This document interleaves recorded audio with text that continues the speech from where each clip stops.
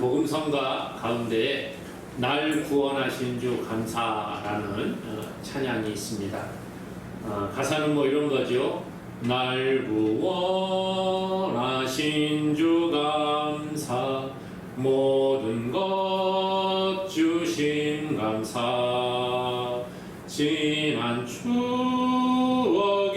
내 감사, 주 내 곁에 계시네, 향기로운 봄철의 감사, 외로운 가을날 감사, 사라진 눈물도 감사, 나의 영혼 평안해. 예, 이런 찬양입니다. 2절과 3절도 있는데요. 응답하신 기도 감사, 거절하신 것 감사, 헤쳐나온 풍랑 감사, 모든 것 채우시네, 아픔과 기쁨도 감사, 절망 중에도 감사, 측량 못할 위로 감사, 크신 사랑 감사해, 길가에 장미꽃 감사, 장미 가시도 감사, 따뜻한 가정 희망 주신 것 감사, 기쁨과 슬픔도 감사, 하늘 평안을 감사, 내일의 희망을 감사, 영원토록 감사해. 이런 찬양입니다. 잘 아시는 찬양일 수도 있겠는데요. 이 찬양의 가사를 보게 되면 어떤 환경 가운데도 감사의 조건들을 찾고 감사하는 것을 볼 수가 있습니다. 오늘 우리가 매주 감사 주일로 지키게 됩니다. 오늘 우리에게 식물을 주신 하나님, 언제나 우리를 지켜주시고 우리를 주의 나라로 인도하시는 그 하나님의 은혜를 감사하며 우리가 지키게 되지요. 그런데 오늘 이 날 구원하신 주 감사라는 찬양의 가사와 같이 우리가 얼마나 감사를 하고 있느냐 하는 것입니다. 감사는 해도 되고 안 해도 되는 것이 아니라 하나님의 백성으로 날마다 하나님께 드려야 될 의무와 같은 것이 아닌가 생각을 해봅니다. 오늘 우리가 살펴보고자 하는 누가복음 17장 11절 이하의 말씀은 10명의 나병 환자가 고침을 받게 됩니다. 그리고 그 중에 한 사람, 사마리아 사람이었던 이 나병에 걸렸던 한 사람이 예수님께 돌아와 감사하는 내용이 소개가 됩니다. 이 본문을 중심으로 해서 한 사람의 감사라는 제목으로 말씀의 은혜를 한번 나누어 보고자 합니다. 오늘 말씀에는 보니까 10명의 나병 환자가 나옵니다. 절망 가운데 있는 인생의 모습을 보게 됩니다. 희망 없는 사람들이지요. 절망에 빠져 있습니다. 불치병이라고 할 수 있는 나병에 걸렸어요. 저주받은 인생을 살아가는 사람들이 소개가 됩니다. 몇 명이요? 10명이나 되는 거예요. 지금도 나병은 고치기 힘든 병인데 예수님 당시의 나병은 뭐 거의 불치병 수준이었지요. 또한 이런 병에 걸린 사람은 이 당시에 사람들의 생각은 병에 걸린 것은 하나님께 저주를 받아 병에 걸렸다, 이런 생각들을 가지고 있었어요. 그 중에서도 고칠 수 없는 나병, 이런 것은 하나님께 큰 죄를 지어서 하나님께 버림받은 사람들, 이런 사람이라는 인식이 모든 사람들 가운데 있었다는 것입니다. 그러니까 나병에 걸렸다 이러면 저 인간 하나님께 얼마나 많은 죄를 지었길래 저럴까? 하나님께 무슨 잘못을 저질렀길래 저주를 받았을까? 이런 생각을 하는 것이지요.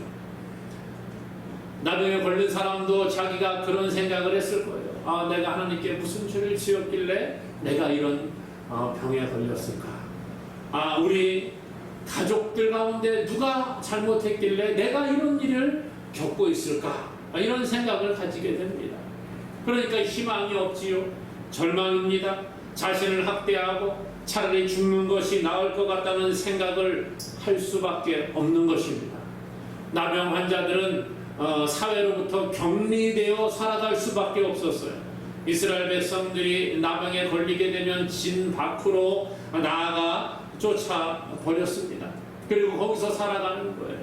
사람들이 손가락질을 하고 가까이 가지 못하게 합니다. 왜요? 전염될 수 있으니까.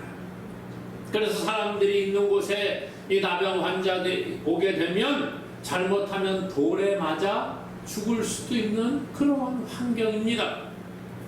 혼자서는 도저히 살 수 없기에 아마 이 나병에 걸린 사람들 10명이 함께 모여 살지 않았느냐, 이렇게 생각을 해볼 수가 있습니다.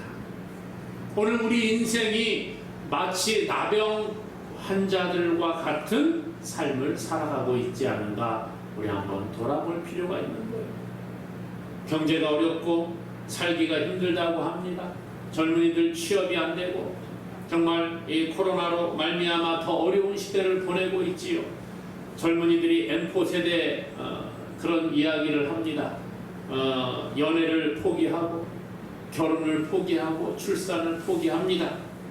또 요즘 갈수록 집값이 올라가다 보니까 내 집 마련을 포기하고 희망이 없습니다. 취직하는 것도 힘들고 요즘 뭐 취직도 안 하고 그냥 학교를 졸업하고 취직하기도 싫고 일하기도 싫고 부모님께 얹혀 사는 그러한 젊은이들이 많이 있다. 그런 이야기를 듣게 되지요. 정말 희망의 소리가 들리기보다는 절망의 소리가 우리 가운데 터져 나오는 것을 경험을 합니다. 세상에 살아가는 것이 낙이 없고 내일이 없는 그런 삶을 사람들이 살아가고 있다는 거예요. 그게 바로 세상의 일반적인 모습이지요. 절망 가운데 인생의 문제를 해결하지 못합니다. 그리고 결국 하다가 안 되면 아유 그냥 그만 살면 되지, 극단적인 선택을 하는 경우들을 보게 됩니다. 과연 이러한 인생의 문제들을 누가 해결할 수 있습니까? 과거에 기근은 나라님도 해결하지 못한다는 이야기들이 있는데 요즘 대통령이라고 해서 다 모든 일을 행할 수 있는 것은 아니라는 거예요. 우리 인생의 문제를 누가 해결할 수 있습니까? 사람의 힘으로는 해결하지 못하는 거예요. 사랑하는 여러분, 세상은 결코 절망에 빠진 인생들에게 소망을 줄 수 없다는 거예요. 희망을 줄 수 없는 세상을 우리가 살아가고 있음을 기억할 수 있기를 바랍니다. 그런데 오늘 이 절망 가운데 있는 이 나병 환자 10명이 예수님의 소식을 듣게 됩니다. 그리고 절망 속에 있는 사람들을 예수님이 만나 주셨다라는 것이지요. 예수님이 이제 오늘 말씀해 보니까 11절에 예수님이 예루살렘으로 가실 때에 사마리아와 갈릴리 사이로 지나가시다가 한 마을에 들어가게 되었어요. 아마 이들이 이 나병에 걸린 사람들이 예수님이 오신다는 소식을 들었던 것 같습니다. 오늘 말씀해 보니까 예수님이 한 마을에 들어가시니 나병 환자 10명이 예수를 만나 멀리서 소리를 지르는 거예요. 어떻게 알았을까? 이 당시 예수님에 관한 소문이 그 주변에 다 퍼졌다라는 것이지요. 마태복음 4장에 보니까 예수님께서는 가르치시고 말씀을 선포하시고 백성들의 약한 것과 각종 병을 고쳐주셨다 그럽니다. 고통에 빠진 자들, 귀신 들린 자들, 간질 환자, 중풍병자를 다 고쳤어요. 그리고 예수님의 소문이 수리아에 퍼지고 갈릴리와 데가볼리와 예루살렘과 유대와 그리고 요단 건너편까지 예수님의 소문이 퍼져나갔다, 그렇게 이야기해주고 있습니다. 그러니까 아마도 예수님이 예루살렘으로 가시다가 이 사마리아와 갈릴리 사이를 지나가서 그 한 마을에 들어가실 때에 그 마을에도 예수님의 소문이 들렸을 거예요. 아, 그 유명한 예수가 우리 마을을 지나간다고? 나병 환자들도 비록 사람들과는 격리되어 멀리 떨어져 살아갔지만 예수님의 소문을 들었다는 것입니다. 그리고 예수님이 그 마을을 지나가신다는 이야기를 듣고 예수님을 만나고자 하는 마음이 있었어요. 여러분, 예수님이 오늘 우리 동네를 지나가신다. 오늘 예수님이 이 열린 비전교회를 방문하신다. 그러면 여러분 어떻게 반응하시겠습니까? 이 나병 환자 10명은 예수님이 그곳을 지나간다는 이야기를 듣고 예수님을 만나고자 하는 열정을 보여줍니다. 이들의 생각에는 오직 예수님을 만나고 예수님으로부터 자기의 병을 한번 고쳐보고자 하는 마음이 있었다는 거예요. 중풍병자를 고치신 예수님, 귀신 들린 자들을 고쳐주시는 그 예수님, 간질에 걸린 자들, 각종 병에 걸린 사람들을 고쳐주신 그 예수님의 소문을 듣고, 야, 그 예수님이면 우리 병도 혹시 고쳐주지 않을까, 이런 생각을 하게 되었다는 것이죠. 그리고 이들은 예수님이 지나가실 때 멀리 서서, 가까이 가지 못하지, 하지만 멀리 서서 소리를 지르기 시작을 하는 거예요. 오늘 13절에 보니까 이렇게 말합니다. 소리를 높여 이르되 예수 선생님이여 우리를 불쌍히 여기소서. 이들이 소리를 높이 지르고 예수님을 찾습니다. 예수 선생님이여 우리를 불쌍히 여겨주십시오. 절규하듯이 소리 지르는 거예요. 예수님의 관심을 끌기 위해서 이 10명이 얼마나 소리를 질렀을까? 뭐 생각할 수 있지 않습니까? 가까이 가면 돌에 맞아 죽을 수도 있지만 멀리 서서 이들이 죽지 않을 만큼 아마 이 거리를 뛰어놓지 않았을까 생각을 해봅니다. 그리고 난 다음에 예수님의 관심을 끌기 위해 소리를 지르는 거예요. 만약 여러분들이라고 하면 절망과 죽음의 위기 가운데 처해 있을 때 어떻게 하시겠습니까? 물에 빠진 사람이 지푸라기라도 잡는 그 심정으로 소리를 지르는 거예요. 이들 예수 선생님이여 우리를 불쌍히 여겨주십시오. 주여 우리를 불쌍히 여겨주십시오. 우리의 병을 좀 고쳐주세요. 한 줄기 희망은 예수 그리스도라는 거예요. 그래서 예수님께 나아가 부탁을 합니다. 소리를 지릅니다. 예수님 우리에게도 좀 관심 가져주세요. 예수님 나의 문제를 좀 해결해 주세요.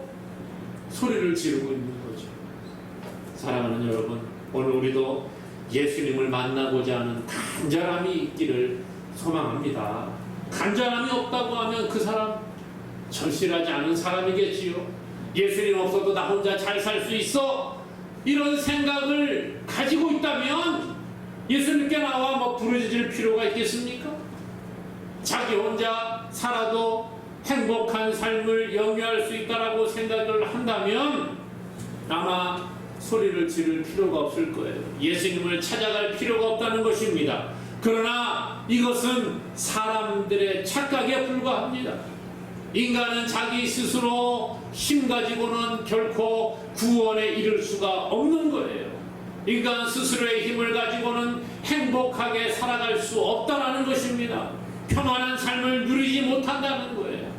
그렇기 때문에 우리 모두에게는 예수님이 필요한 줄로 믿습니다. 사랑하는 여러분, 예수님을 얼마나 사모하고 계십니까? 얼마나 예수님을 만나고자 하는 열정이 우리 가운데 있습니까?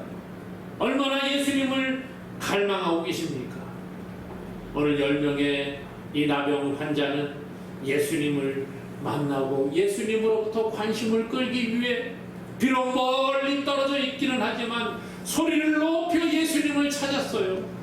예수 선생님이여 우리를 불쌍히 여겨주세요. 우리에게 관심을 가져주세요.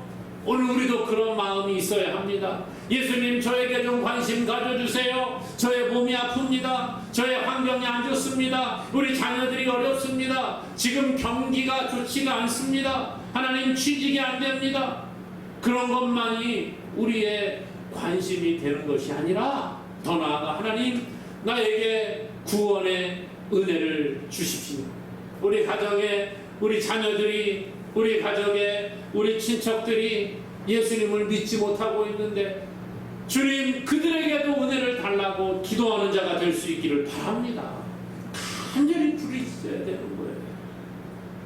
한 사람 한 사람의 영혼을 두고 기도하고 주님을 만날 때에 모든 문제가 해결 안 받는다는 믿음을 가지고 간절함으로 주님을 찾는 저와 여러분 되기를 주님의 이름으로 간절히 축원합니다. 오늘 예수님은요, 이 소리 지르는 나병 환자들을 향하여 순종을 요구하시는 거예요. 예수님께서는 부르짖는 나병 환자들에게 순종을 말씀하십니다. 당장 눈에 보이는 현상을 가지고 내가 그래 이리 와 내가 만져서 고쳐줄게 그렇게 하지 않으셨어요. 예수님은 다른 말씀하십니다. 소리를 막 지르니까 어떻게 해요? 14절에 보니까 보시고 이르시되 가서 제사장들에게 너희 몸을 보이라. 어디 가라고요? 제사장에게 가서 너희 몸을 보이라는 거예요. 예수님이 그냥 나병 환자 10명이 소리 지를 때 손을 뻗어가지고 야 나라 이렇게 하신 게 아니라는 거예요. 야 깨끗함을 받을지어다 이렇게 하지 않으셨다는 거예요. 야 가까이 와라 내가 좀 만져줄게 그렇게 하지 않으셨다는 거예요. 뭐라고 하십니까? 보시고 이르시되 가서 제사장들에게 너희 몸을 보이라.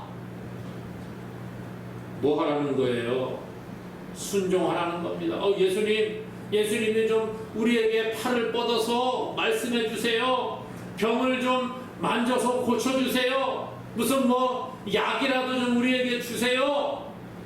그렇게 이 사람들이 생각했을지 몰라요. 그러나 예수님은 다른 말씀하지 않습니다. 제사장들에 가서 너희 몸을 보여라. 순종하라는 거지요. 이해가 안 됩니다. 당장 우리 몸이 그대로 있습니다. 그런데 제사장에 가서 몸을 보이라는 거예요. 왜 제사장에 가서 몸을 보입니까? 나병에 걸린 사람들은 격리되어 살아가는데 나병이 고침을 받았다고 생각이 들 때에는 제사장에게 가서 그 몸을 보여주고 병이 깨끗이 나았음을 선포하는 그런 절차가 율법 가운데 있습니다.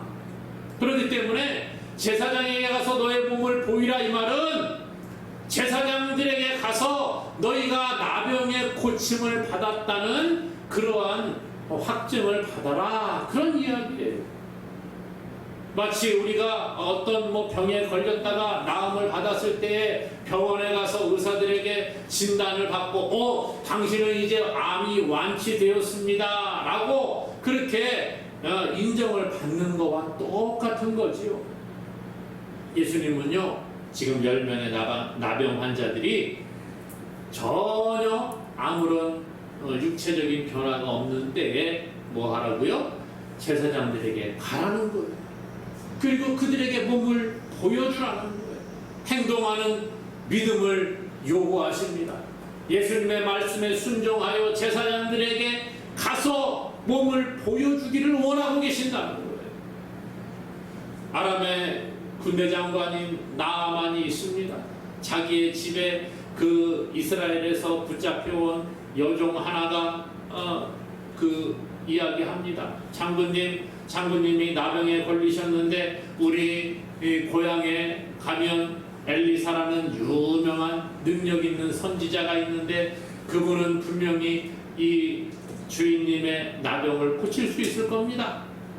그래서 나아만이 이차저차 해가지고 그 이스라엘에 있는 엘리사 선지자에게 가게 됩니다. 그런데 어떻게 해요?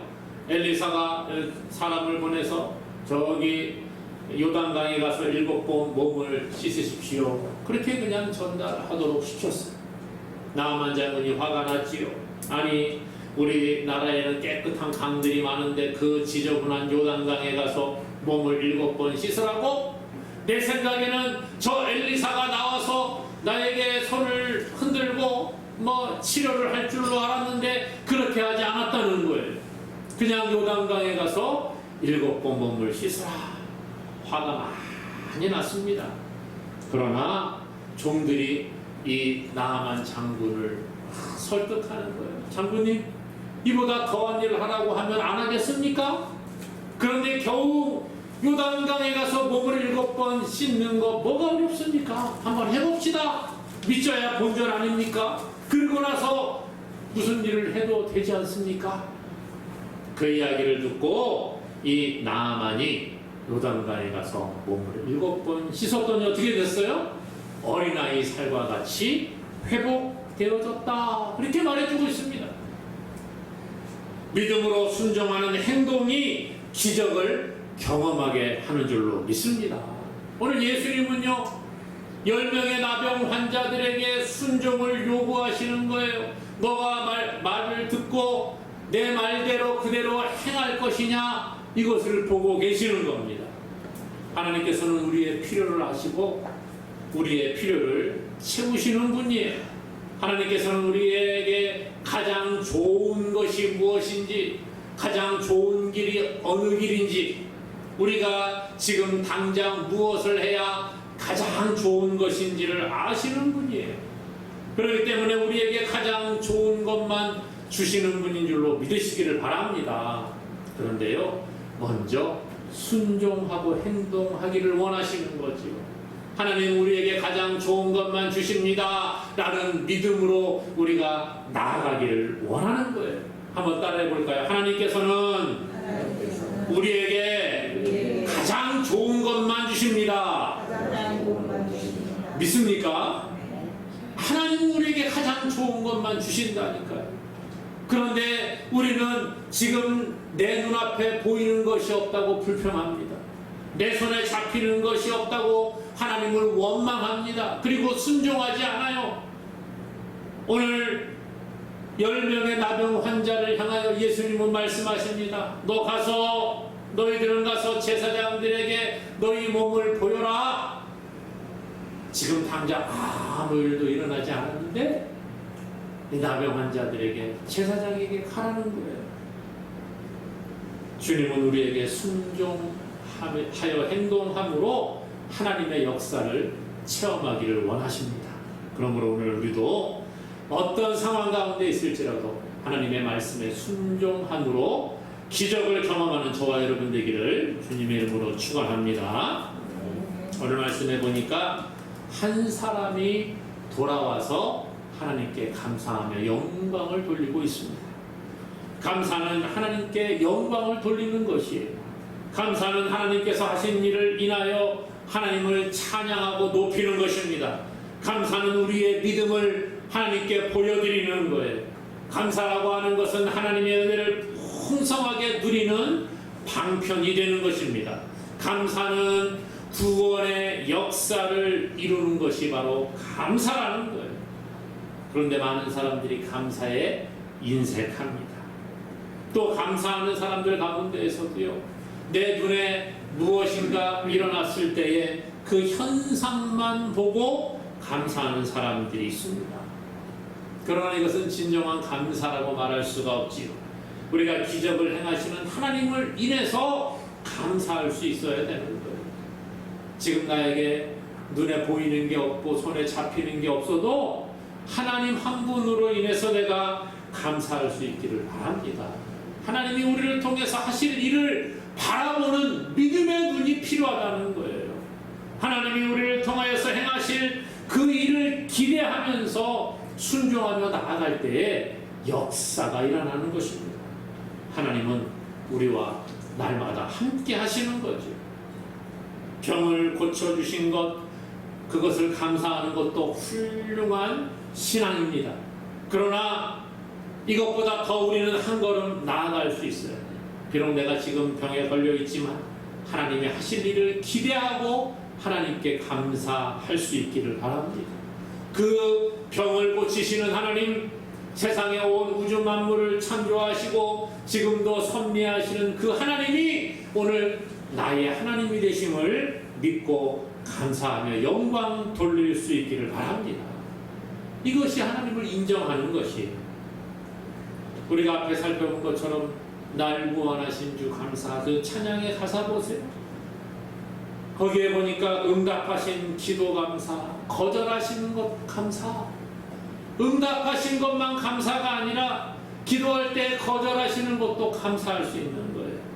헤쳐나온 풍랑 감사 모든 것 채우시네.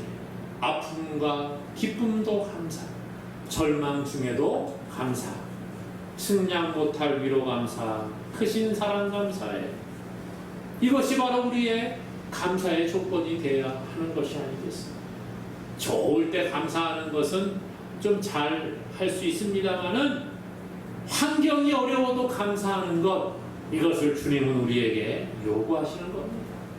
그러므로 우리가 가정이 잘 되고 내가 취직을 하고 돈을 버는 것, 이것도 하나님께 감사해야 하지만 내가 실직을 하고 몸이 좋지 못할 때에도 감사가 있기를 바랍니다.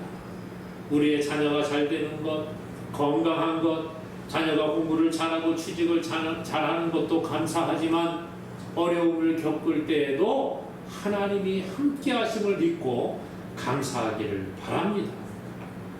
이것이 복이라는 거예요. 무엇보다도 가장 큰 감사는 죄로 인해 우리가 저 지옥 백성이 되었는데 그 지옥에서 우리를 건져서 하나님의 나라로 우리를 인도하신 그 은혜를 감사할 수 있기를 바랍니다. 이것이 우리의 감사의 제목이 되어야 하는 것이에요. 어떤 환경 가운데도 감사가 우리 삶에 넘쳐나야 하는 것입니다. 이런 자가 복을 누리는 거예요. 오늘 말씀해 보니까 이들이 제사장에게 갑니다. 그런데 14절에 보니까 보시고 이르시되 가서 제사장들에게 너희 몸을 보이라 이렇게 말씀하십니다. 그랬더니 그들이 가다가 깨끗함을 받은지라. 순종했을 때에 하나님의 역사를 경험합니다. 그렇죠? 가다가 깨끗함을 받은 거예요. 말씀을 들을 때가 아니라 말씀을 듣고 말씀에 순종하여 가다가 그때에 하나님의 기적을 경험합니다. 그런데 더 놀라운 사실이 그 뒤에 나옵니다. 그 중에 한 사람이 자기가 낳은 것을 보고 큰 소리로 하나님께 영광을 돌리며 예수님께 나와 엎드려 감사합니다.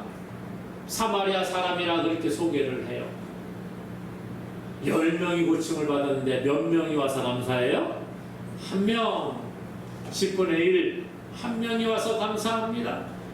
사마리아 사람이라고 굳이 밝히고 있어요. 이방인, 자기들이 참 천하게 여기는 사람, 개망도 못한 취급하는 그런 사람이 와서 하나님께 영광을 돌리고 감사했다라는 것입니다.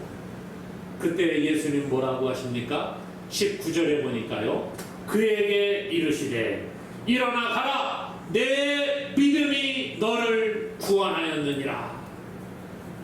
예수님은요, 육신의 나병에 고침을 받고 돌아와서 감사하는 사마리아 사람을 향하여 구원을 선포하셨다는 거예요.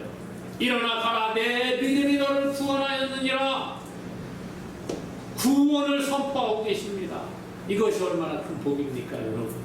오늘 우리에게도 이러한 은혜가 있기를 원합니다. 하나님이 우리에게도 구원의 은혜를 베풀어 주셨어요. 그러므로 환경이 어려운 우리는 감사할 조건이 있잖아요. 죄와 죽음에서 건져서 하나님 백성 되게 하신 것, 이것이 우리에게 가장 큰 감사의 제목이 될 수 있기를 바랍니다. 사랑하는 여러분, 오늘 맥주감사주의를 맞아 우리 자신을 좀 돌아봤으면 좋겠어요. 우리는 과연 무엇을 감사하고 있느냐? 부자가 된 것만 감사한 것이 아니라 가난해도 그 가운데 감사를 찾고, 우리의 병에 고침을 받은 것을 감사하지만 또 때로는 아픈 부분이 있음을 인해 감사할 수 있기를 바랍니다. 자녀들이 잘 되는 것을 인해 또 감사하지만 자녀들이 조금 힘들어도 믿음 안에 거할 수 있는 것을 감사할 수 있기 바랍니다.